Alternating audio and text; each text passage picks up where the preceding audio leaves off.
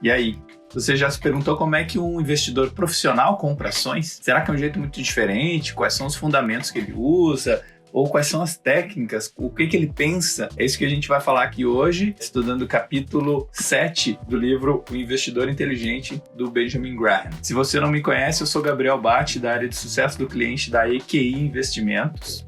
E eu estou estudando muito a respeito de investimentos para poder trabalhar melhor, interagir melhor com os assessores de investimentos lá na empresa. E peguei esse livro aqui para estudar. Estou no capítulo 7 agora, então, sobre a política de investimentos para o investidor empreendedor, o lado positivo. E eu estou compartilhando aqui com vocês os meus estudos, os meus resumos, que ao mesmo tempo que eu reforço isso na minha cabeça, eu posso trazer para você estudar junto comigo e conhecer mais sobre esse autor que é fundamental na área de investimentos. Então, o que o capítulo 7 traz de mais bacana? Eu gostei de ler que ele mostra pra gente quais são os fundamentos ou os pensamentos principais que os grandes investidores profissionais usam na hora de tomar suas decisões de compras de ações. Então ele elenca ali quais são elas, eu vou listar aqui para vocês, bota algumas áreas dessas ações que vocês podem procurar para tomar as decisões de vocês também. Então fica a dica, você também pode aprender quais são essas estratégias. Então o autor começa esse capítulo falando que a fórmula de 50-50 entre renda fixa e renda variável na sua carteira continua sendo uma estratégia interessante para os dois perfis de investidor, o mais conservador e o que a gente vai trabalhar nesse capítulo, que é o empreendedor, aquele investidor mais dedicado, que tem mais tempo, que pode ficar gerenciando a carteira o tempo todo. E sempre se sugere ali uma margem de 50%, no máximo 75% para um lado ou para o outro de renda fixa ou de renda variável. Tem duas dicas que ele fala logo no começo a respeito de como você deve estar pensando os investimentos. A primeira delas é que você esteja pensando diferente de todos os outros investidores, diferente da grande massa. Geralmente, quando está todo mundo fazendo um movimento, é porque já passou a hora de fazer ele. Preste atenção se a ação que você está comprando ou se a ação que você está tomando, ela está indo na direção da grande massa, se está todo mundo fazendo esse mesmo movimento ou não. Se está todo mundo fazendo o mesmo movimento, é um grande indicativo de que você está indo para o lugar errado. E a segunda é que você precisa testar e analisar a lógica e a coerência dos dados sobre aquelas empresas, o que ele chama de coerência interna. Então, precisa fazer muito sentido nos dados sobre as finanças da empresa que você compre ela naquele momento. Essas são as duas dicas e agora a gente vai para os momentos de compra. Então, existem 4 momentos de compra que são interessantes para o investidor profissional. Primeiro é comprar na baixa e vender na alta. Essa é um direcionamento bem genérico, mas a gente pode olhar para ele do ponto de vista da tendência do mercado e do que está acontecendo nesse momento. Então, estamos em crise ou estamos em um grande otimismo de desenvolvimento econômico. Por exemplo, na crise do corona, quando o mercado todo caiu, lá em março de 2020, você estava comprando ou você estava vendendo ações? Ou você gostaria de estar comprando ou vendendo ações? Então, e agora, nesse momento, a gente está em junho de 2021, a gente teve uma boa recuperação do mercado de ações do ano passado para cá, e agora, é o momento de comprar ou de vender? Esse é o mercado de alta ou de baixa? Então, essa visão do que está acontecendo com o mercado e a entrada no momento certo e a saída no momento certo da alta e da baixa é o primeiro ponto. Lógico que saber quando estamos no pico da alta ou no fundo da baixa é a coisa mais difícil para todos os investidores. Você não consegue ler o futuro. Mas existem alguns momentos em que isso é mais óbvio e que a gente pode tentar buscar uma baixa mais clara ou uma alta mais clara. Segundo momento de compra, o segundo tipo de compra é comprar com cuidado as growth stocks. Growth stocks são empresas que têm mostrado um histórico de crescimento potencial bem grande e por isso imagina-se que no futuro elas também tenham mais crescimento acelerado. Isso não é uma garantia, mas esse tipo de ações também é foco do investidor profissional. Então, primeiro, a baixa, comprar na baixa e vender na alta, depois as growth stocks, e agora vamos para o terceiro item, que é comprar ações subvalorizadas. Então, ações que estejam disponíveis no mercado a um preço que é mais baixo do que seria justo para elas. Essa análise eu ouço muito em lives falando sobre as ações, o pessoal avaliando quais são as ações que estão subvalorizadas e quais que valem a pena, né, naquele momento. É quase como se fosse uma promoção do mercado de ações para você comprar as suas ações. E a quarta e última dica é a compra em situações especiais. Situações especiais pode-se considerar situações particulares, então ele não dá uma diretriz muito clara no livro sobre quais são essas situações especiais.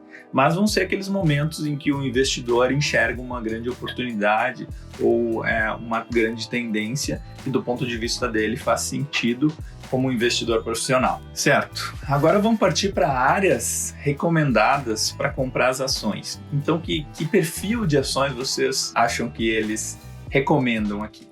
São 3 que eu listei. Primeiro, ações pouco populares, ou seja, aquelas que a gente não vê no nosso dia a dia, que não fazem parte da nossa rotina, que são grandes empresas de capital aberto, mas que a gente não ouve, porque elas têm algum produto, que nós não somos o público-alvo, então a gente não precisa ouvir falar como marketing, essas empresas não precisam se comunicar com a gente. Mas como investidor a gente pode buscar conhecer um pouco mais elas. Para esse tipo de ação tem uma frase que está no livro que eu achei bem interessante, que é: uma grande companhia não é um grande investimento quando você paga demais pela ação. Então é bem interessante saber que aqueles grandes negócios, grandes corporações, elas podem não ser um bom investimento em um dado momento. O segundo tipo de ação é o perfil de empresas que não é líder no seu setor. Então, são empresas conhecidas, são empresas grandes, mas elas não são o número 1. E isso implica algumas coisas que dão um pessimismo dentro desse perfil de ação que pode ser positivo na hora de comprar. Então, tem 2 aspectos sobre elas que são interessantes. Existe uma tendência, uma sensação no mercado que o preço dessas ações é sempre maior do que está sempre superestimado, está sempre alto demais para esse perfil de empresa. Então, como ela não é a número 1, se tende a jogar ela um pouco mais para baixo. E isso é uma oportunidade. Então, a segunda dica seria que esse mercado acaba sendo irrealista, né? Não é real sobre o que está acontecendo e o valor dessas empresas e acaba subvalorizando muitas delas. Então, esse aspecto é bem interessante. Essas empresas de segunda linha acabam tendo uma tendência de subvalorização que pode ser aproveitada para compra. E o terceiro perfil de ações, que como eu falei antes, uma das formas de pensar a compra de ações do investidor profissional, são as ações subvalorizadas. Então a gente precisa avaliar elas, avaliar o portfólio de ações que está disponível para compra e saber quais são as subvalorizadas. E aí tem uma fórmula que ele passou de como fazer essa avaliação. A fórmula é a seguinte: essas empresas estão sendo vendidas por menos do seu capital de giro líquido, deduzidos os compromissos assumidos. Vou repetir, ela está sendo vendida por menos que o capital de giro líquido após a dedução dos compromissos assumidos ou as dívidas. E como é que você avalia isso? Onde é que você tira essa informação para poder enxergar esse dado? Primeiro, as empresas de capital aberto elas precisam apresentar os seus demonstrativos financeiros abertamente. Então você pode encontrar no site delas o relatório trimestral, o relatório anual, para avaliar essas duas coisas, né? O capital de giro líquido e os compromissos assumidos. E aí, olhando para esses extratos, para essas apresentações, você precisa fazer o seguinte: do ativo circulante, você subtrai o passivo total, incluindo qualquer ações preferenciais e endividamento de longo prazo. Então, essa é a fórmula que o Benjamin Graham traz no livro dele. Para essas ações que a gente citou agora, existem 5 motivos principais que são selecionados na hora que o investidor vai comprar essas ações. Os motivos são os seguintes: geralmente elas pagam dividendos altos, os lucros são reinvestidos, um grande percentual dos lucros são reinvestidos na construção da empresa e que vai gerar mais lucros no futuro, vai afetar o preço no futuro. Terceiro, o mercado de alta, geralmente ele é mais generoso com as empresas que estavam com as suas ações subvalorizadas, então elas tendem a crescer mais rápido. Quarto motivo, pode acontecer um ajuste de preço ainda dentro de uma crise, por exemplo. Então, essa ação pode cair muito, ser muito subvalorizada e ela voltar a um patamar normal antes de que a crise se recupere e depois ela tenha uma retomada maior ainda. E o quinto é os fatores que levaram ela a decepcionar nos lucros ou de alguma forma ser subvalorizada, eles podem ser resolvidos dentro do administrativo da empresa com alguma mudança estrutural e ser resolvido como problema e a partir daí outro patamar de empresa, outro valor de ações. Então são esses os 5 motivos para investir em ações subvalorizadas, ações de segunda linha, nesse sentido. Então agora que você já sabe como o investidor empreendedor pensa, eu vou trazer algumas dicas aqui para você se orientar os seus investimentos ou como você deve agir a partir de agora. Então a primeira delas é o investidor inteligente, ele se interessa por ações de alto crescimento não quando elas estão mais populares ou quando elas estão mais movimentadas, mas quando algo dá errado. Então, aquelas empresas estão crescendo muito bem e daqui a pouco acontece algum problema, alguma coisa, bloqueia esse crescimento. Nesse momento, o investidor se interessa a entender o que foi e se ali tem um potencial de subvalorização que ele possa aproveitar e entrar no crescimento dessa empresa a um preço muito melhor. Segundo item, quem é esse tipo de investidor que a gente descreveu aqui? É um investidor que tem tempo para se dedicar. Então, o investidor empreendedor é aquele perfil de investidor que vai estar sempre olhando, sempre estudando, que tem tempo todos os dias para olhar algumas horas o seu portfólio de ações. Então, é bem importante. Você sabe, né, você entendeu o conceito aqui, mas se você não tem esse tempo para dedicar, você vai usar outro tipo de estratégia. Talvez você nem compre ações, compre um fundo de ações, compre um ETF, mas é bem importante saber que o perfil do investidor empreendedor, ele é muito dedicado. Então, se você trabalha com outra área e não vai, nem faz sentido que você deixe essa área para trabalhar com investimentos, essa estratégia é muito específica para esse perfil. Talvez essa estratégia seja boa para você conhecer, mas não para você executar. Então, avalie bem isso, qual é o seu perfil de investidor antes de começar a comprar ações subvalorizadas ou analisar elas dessa forma.